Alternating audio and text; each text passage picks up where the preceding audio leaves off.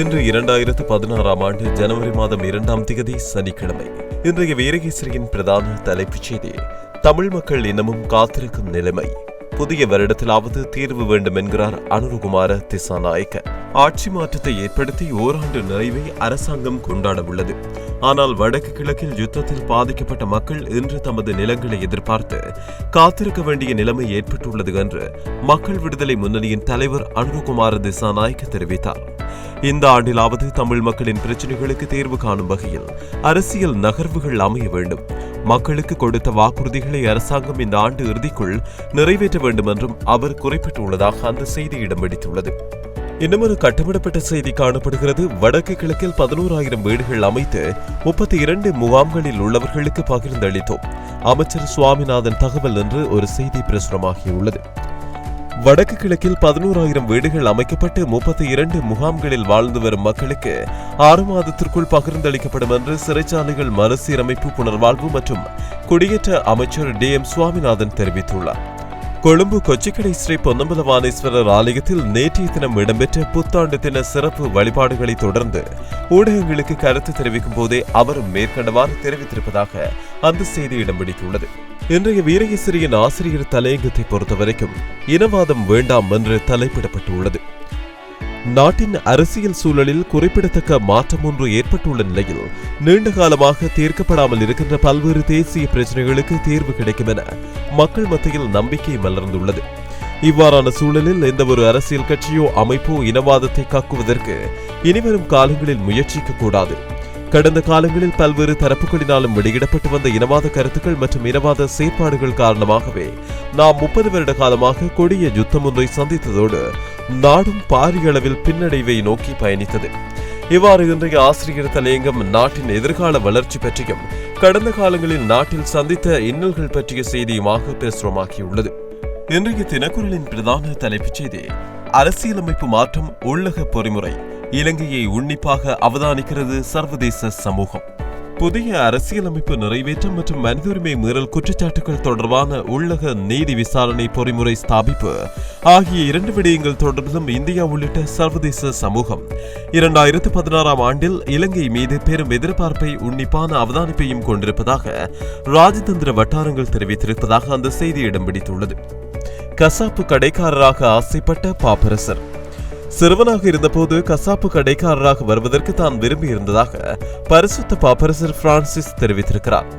வத்திக்கானில் உலகின் பல பாகங்களிலும் இருந்து வருகை தந்த சிறுவர்கள் அடங்கிய பாடகர் குழுவினர் மத்தியிலேயே வியாழக்கிழமை பாப்பரசர் இதனை கூறியுள்ளதாக அந்த செய்தி இடம் பிடித்துள்ளது. இலங்கை போக்குவரத்து சபை பஸ்கள் மீதான தாக்குதல்களை கண்டித்து யாழ்ப்பாணத்தில் ஆர்ப்பாட்டம் என்ற இன்னுமொரு செய்தியும் பிரசுரமாகியுள்ளது. இலங்கை போக்குவரத்து சபை பஸ்கள் மீது தொடரும் தாக்குதல் சம்பவங்களை கண்டித்தும் தாக்குதல்களை மேற்கொள்வோரை கண்டுபிடித்து சட்டத்தின் முன் நிறுத்துமாறும் இவ்வாறு கோரி இலங்கை போக்குவரத்து சபை ஊழியர்கள் கண்டன ஆர்ப்பாட்ட பேரணி ஒன்றினை வெள்ளிக்கிழமை காலை நடத்தினர். யாழ் மத்திய பஸ் நிலையத்தில் காலை 10:30 மணியளவில் ஆரம்பமான பேரணி வைத்தியசாலை வீதி வழியாக கண்டி வீதியை அடைந்து கண்டி வீதி வழியாக யாழ் மாவட்ட செயலகத்தை சென்றடைந்துள்ளதாக குறித்த செய்தி பிரசுரமாகியுள்ளது. இன்றைய தினக்குரலின் ஆசிரியர் தலையங்கத்தை பொறுத்தவரைக்கும் சிவில் சமூக அமைப்புகளின் வகிபாவம் அவசியம். நாங்கள் புத்தாண்டில் பிரவேசித்திருக்கிறோம். மனித குலத்திற்கு தீமையான விடயங்கள் குறித்து எவராவது முறையிடாவிடின் அல்லது தட்டி கேட்காவிடின் எதுவுமே சிறப்பாக இடம்பெறப் போவதில்லை என கூறுவது மிக எளிதானதாக இருக்கக்கூடும். ஆனால் பொது வாழ்வில் ஈடுபட்டிருப்போருக்கு இது மிகவும் அத்தியாவசியமான ஒன்றாகும்.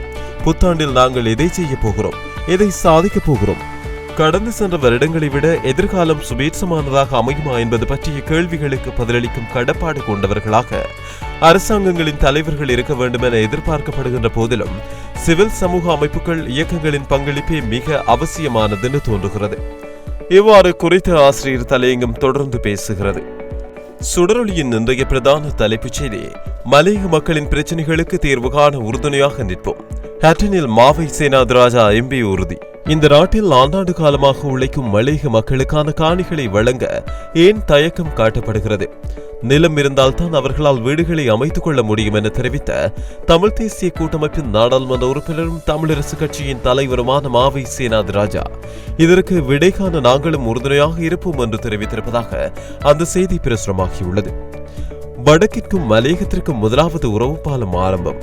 கல்வி ராஜாங்க அமைச்சர் தெரிவிப்பு என்று இன்னும் ஒரு கட்டமிடப்பட்ட செய்தியும் காணப்படுகின்றது. வடக்குக்கும் மலையகத்திற்கும் முதல் உறவு பாலம் ஏற்படுத்தப்படுகின்றது. அதற்கான ஆரம்ப கட்டமாக அமரர் சந்திரசேகரனின் 6வது சிரார்த்த தினம் திகழ வேண்டும் என்று கல்வி ராஜாங்க அமைச்சர் வி ராதாகிருஷ்ணன் தெரிவித்திருக்கிறார். நேற்றைய தினம் இடம்பெற்ற அன்னாரது சிரார்த்த தின நிகழ்வில் கலந்து கொண்ட போதே அவர் இவ்வாறு தெரிவித்திருப்பதாக அந்த செய்தி இடம் பிடித்துள்ளது. மேலும் இன்னுமொரு செய்தியாக, பாகிஸ்தான் அழுத்தினாலும் இலங்கை போர் விமானங்களை வாங்காது.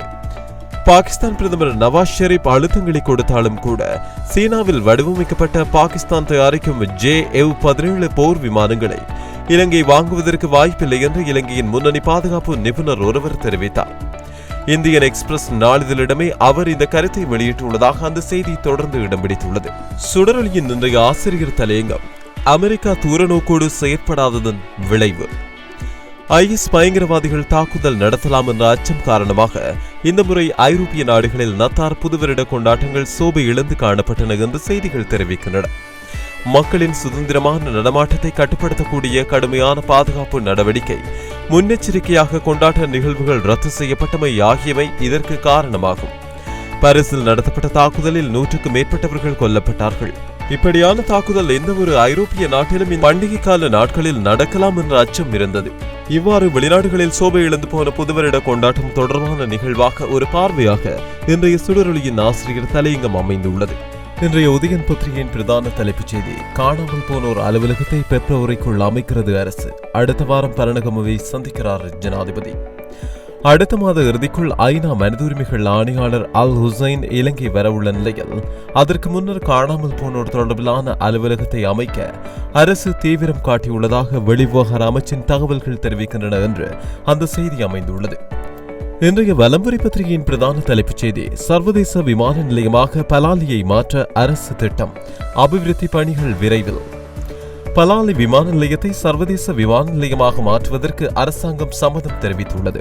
ஆனால் இதற்காக மக்களின் காணிகள் சுவீகரிக்கப்பட மாட்டாது என இலங்கை தமிழரசு கட்சியின் தலைவரும் தமிழ் தேசிய கூட்டமைப்பின் பாராளுமன்ற உறுப்பினருமான மாவை சேனாதிராஜா தெரிவித்திருப்பதாக அந்த பிரதான தலைப்புச் செய்தி இடம் பிடித்துள்ளது.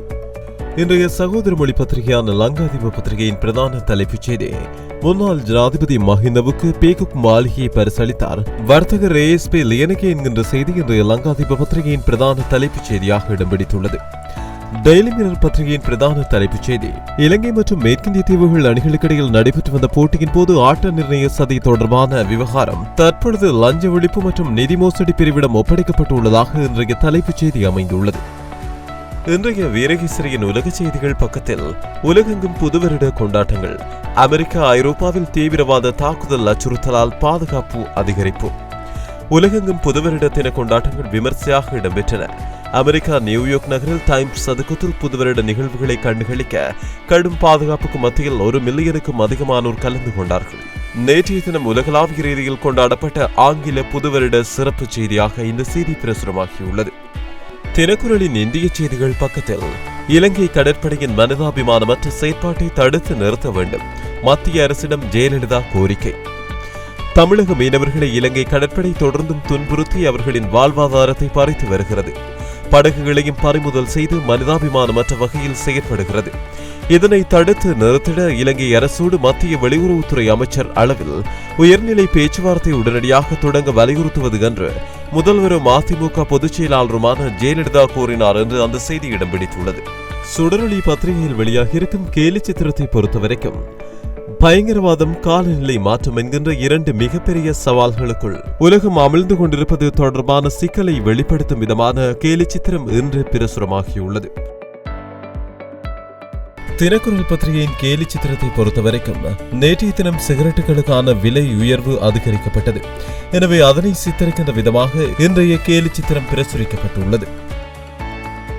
வீரகேசரி பத்திரிகையின் கேலி சித்திரத்தை பொறுத்தவரைக்கும், முன்னாள் ஜனாதிபதி மஹிந்த ராஜபக்ச மற்றும் இப்போதைய ஜனாதிபதி மைத்ரிபால சிறிசேன ஆகியோர் 8 ஜனவரி 2015 2 பேருக்குமே மறக்க முடியாத நாள் என்று பேசிக் கொள்வதாக இன்றைய கேலி சித்திரம் வெளியாகியுள்ளது.